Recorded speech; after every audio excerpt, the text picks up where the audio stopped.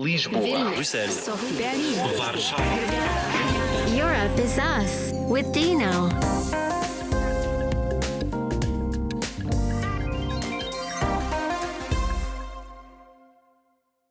Europe is us, but who are we? Stay with us and you'll find out. Welcome to our international podcast focusing on youth during the European Year of Youth. My name is Dino, I'll be your host and I'll be bringing you this podcast from Ljubljana, the lovely capital of Slovenia. And what's there to say about me? I'm a 23 years old journalist who believes listening is a tool that prevents wars. That's why I enjoy listening to what people have to say. I also like basketball and I enjoy traveling. If I had to choose my favorite travel destination, it would definitely be Lisbon.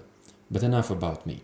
The focus of this podcast, brought to you by Euranet Plus, is to pay attention to the priorities of Generation Z. In the next episodes, we'll be discussing several topics, including mental health, housing, digitalization. We'll talk to different guests with different backgrounds, different stories, and from different countries. In one of our regular sections, called The Voice of Gen Z, we'll travel around Europe and let the youth speak for themselves. But what is Generation Z? We spoke with Nastya, a young sociologist who is now chasing her dreams of becoming a member of the Slovenian parliament.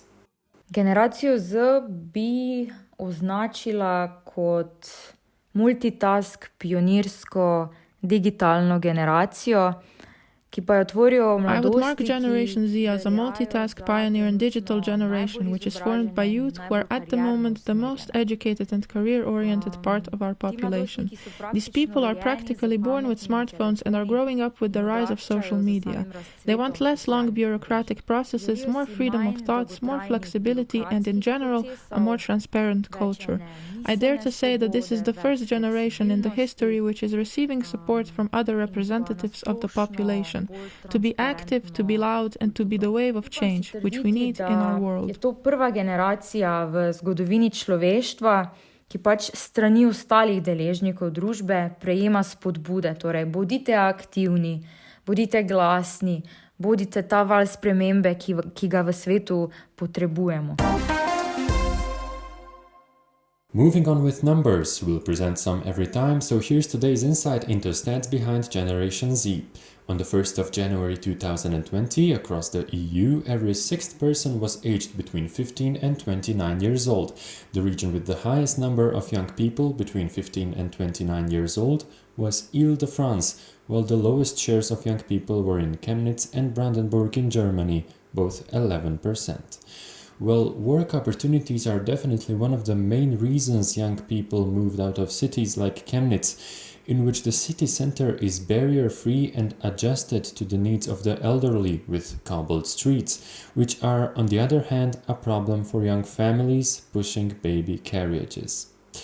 Let's move on to our next section. We asked the youth, we talked to an expert, but we found one more way to regularly bring you a voice from yet another perspective. Let's call it the watchdog's perspective.